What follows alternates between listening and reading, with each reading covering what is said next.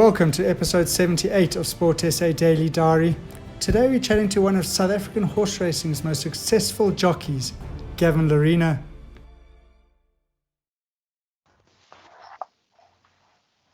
Good afternoon, Gavin. How are you doing today? Very good, thank you, Adam. How are you? Yeah, no, very well, thank you. All good and busy. For the listeners that aren't too aware of you, you can certainly tell who you are from your background. That's quite amazing, an amazing display, huh? Yeah, I've been blessed. I've been blessed with a lot of good times in this beautiful sport. So Gavin, you've been in horse racing obviously a long time, telling from what we see behind you. Take us back to the early days of Gavin. Were you always interested in horses growing up as a kid? Were you always around horses? How did you kind of find the sport of horse racing? Adam, always interested. I've ridden horses since I could basically walk. My family are steeped in horse racing.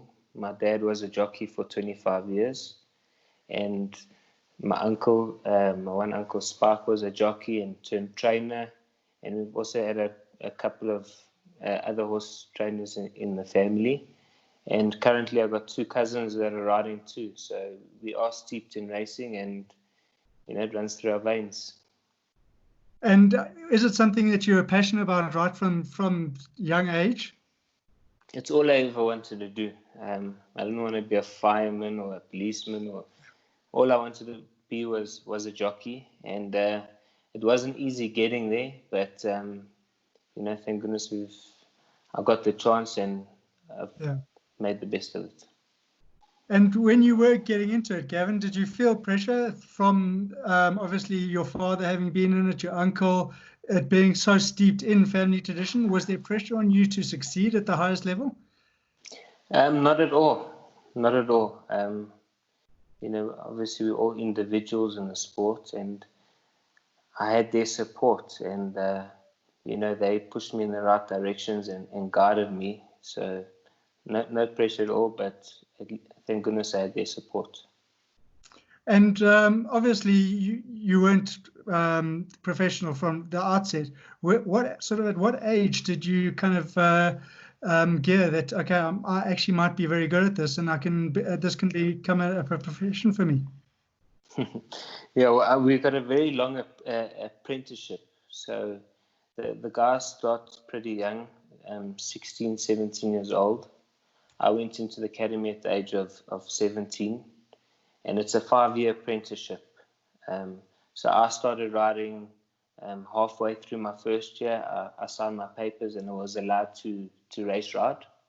And as an apprentice, you claim weight off the horse. Okay. And so after 10 winners, you'd finish your 4-kilo claim. Then you would claim 2.5 kilos off the horse's weight for your next 20 winners. And then from 30 to 50 winners, you'd claim 1.5 kilos. And then after that, you were on the same playing field as the professional jockeys. And so I haven't really answered your question, but yeah, so I mean, I won 3 apprenticeships as an apprentice, and thank goodness I was given the chance, and I've never looked back. And Gavin, just in terms of the weight, we'll get back to your apprenticeships now, but just for that weight, for those that don't quite understand, is it like boxing where you go in for a weigh-in the day of the race or the day before, and it's best to be as light as possible? So to explain it in layman's terms, horses are handicapped like a golfer. Okay. So horses in a certain race, call it a merit-rated 78 race.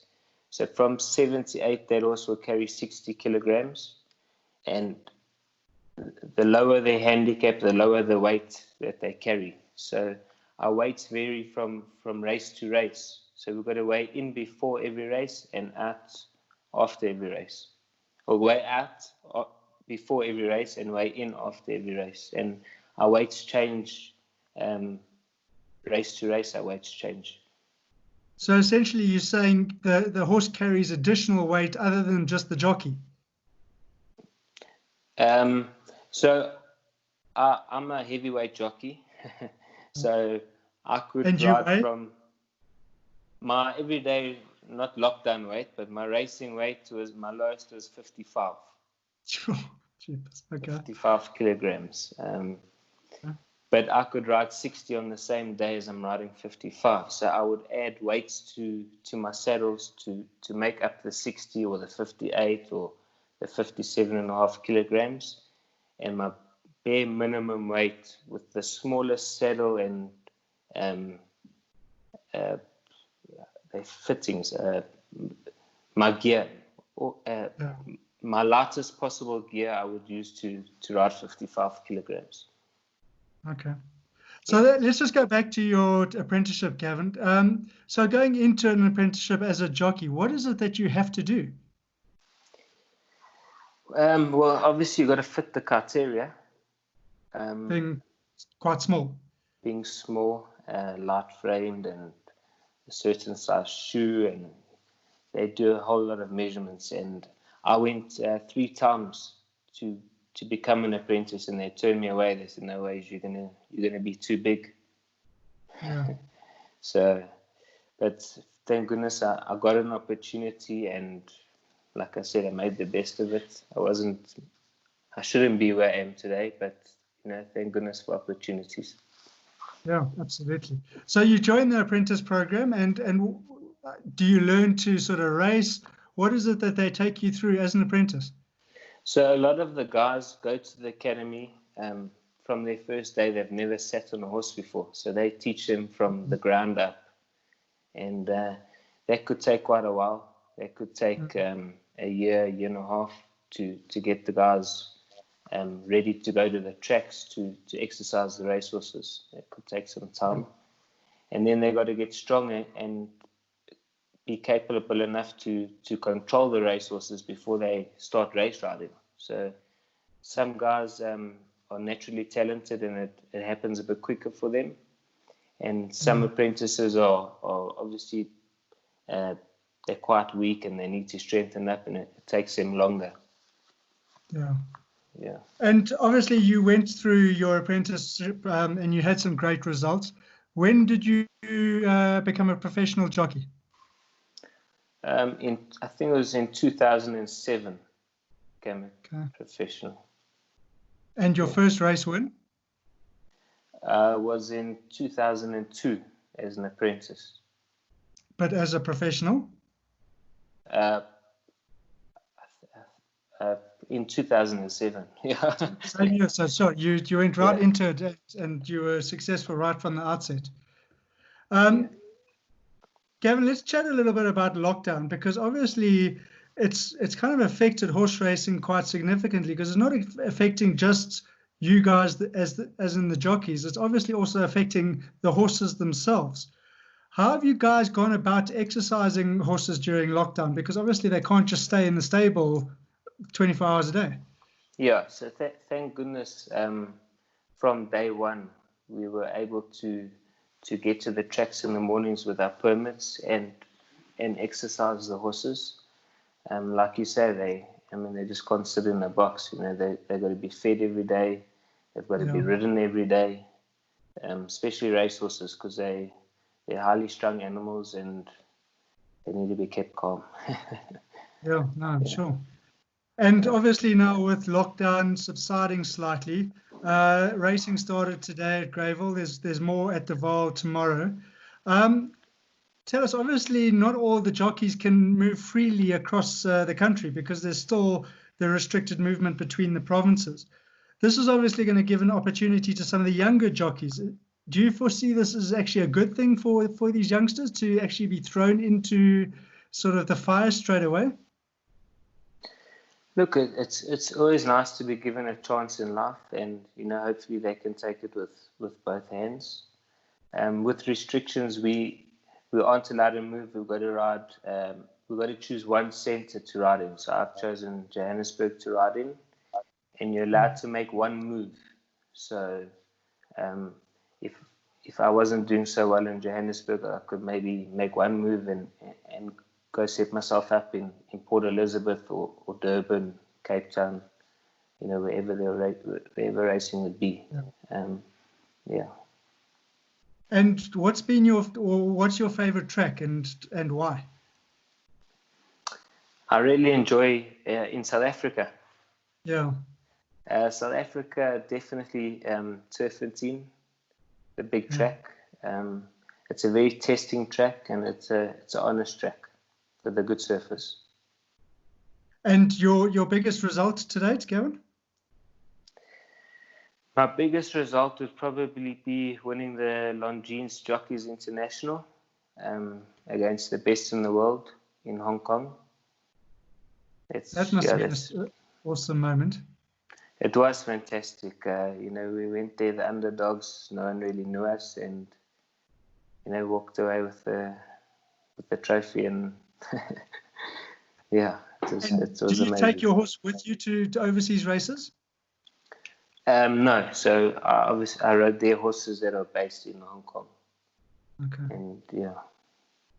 So then, when you're in South Africa and you're racing in South Africa, how do you get allocated horses in terms of which one you ride? So the jockeys ride for trainers, and obviously the owners give horses to the trainers, and we ride for the trainers, and then some jockeys ride for certain owners as well. So it depends wherever the owners got horses with trainers. And have you had a favorite horse throughout your career? I've had many favorite horses. There's so many that have been so good to me. Definitely Spanish Succession. He wasn't the best of horses, but he was just his attitude and his will to win. I ended up winning 7 races on him. He was a very special horse. And then, the good ones always stay close to you.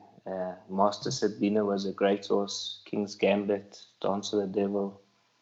Yeah. And do you build a bond with these horses? Obviously, you race them more than once, so you're actually spending some time with them. Do you actually build a sort of close bond and knit with these animals? Yeah, well, obviously when we ride work in the mornings to exercise them, you form bonds with these horses. And, some horses you just won't get on with at all. And some horses may only run for you. So it's quite special. But then again, if I was to fly to Durban and never sat on a horse before, or even in Johannesburg, sometimes you get on a horse in a race for the first time, and you either gel or you don't. And have you had any circumstances where you've been in a race where you haven't gelled with a horse and the outcome hasn't been the best? Yeah. Yeah, definitely. And Gavin, tell us, it's obviously not seen as a contact sport, but sort of racing down the line, you guys are very close to each other and bumping and bashing. Is it actually more contact than the eye meets? Look, it's very quick out there. When you're in the pack, it's how can I say? It's there's no room for error. Yeah. I won't say we're on top of each other, but there's no room for error. The slightest mistake and you can end up having a fatal accident. How would a mistake happen? I mean, what would you have to do? What is it that when you're racing on the horse, because obviously you're up on the horse, you in your position, what is it you are actually doing? Are you pulling the reins from side to side and actually navigating the horse? Yeah, so look, obviously a horse has got his own mind, and he wants to go where he wants to go. He's a 500-kilogram animal with a little person on his back trying to control him. So, and you're going at a top speed. So it's, early parts of the race, you're looking to relax your horse, but you're more than likely restraining them. Just the slightest error. You don't have rear view mirrors. You're not riding a motorbike or a bicycle. So you got to trust the the jockeys around you to to let them know, hey, I'm here, or hey, I'm here. You can't come in here. Watch where you're going. So it's quite difficult, but like I say, there's no room for error. And do you have any superstitions or little quirks that you do before a race? Unfortunately, I do. I don't like to think I'm share them? superstitious. Yeah, there's a couple. I mean, there's certain ways that I drive to the race courses. I only want to drive those ways. God forbid there's a roadblock or the road is closed. And I always start with my left side. I always put my left sock on first and my left boot on first. Yeah, there's a couple of things. and green. And apparently green is bad luck for racing. So like to go racing, you won't see me wearing green or green underpants or none of that, just in case. Yeah. Okay, interesting one. Gavin, you mentioned that you've raced a little bit overseas. Has there been how many countries have you been to racing, and has there been a favorite other than Hong Kong in terms of countries that you've been to? Well, Hong Kong was a great country. It's first world. It's amazing. The horse racing is first world. That's definitely got to be the best. I've raced and done well in England. It was nice, and there's a lot of racetracks in England, so it was a great experience. I've ridden in Macau, also good experience. Mauritius, it was fantastic. So it's taken you around. Yeah, I've been very lucky. And in China, I rode their inaugural, their first race winner, professional race winner in China. So it's been great. And obviously Zimbabwe. Don't forget Zimbabwe. Yeah. Okay. And Gavin, what does the future hold for you?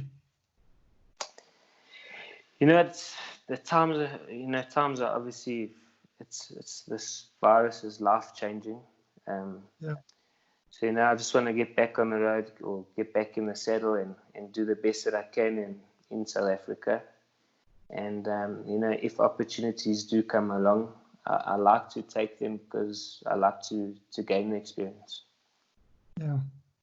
And just going to racing tomorrow, or sort of going back to racing, it's obviously behind closed doors. Is that going to have an impact on you guys and the horses in terms of it being sort of silent and quiet? Look, it's not ideal.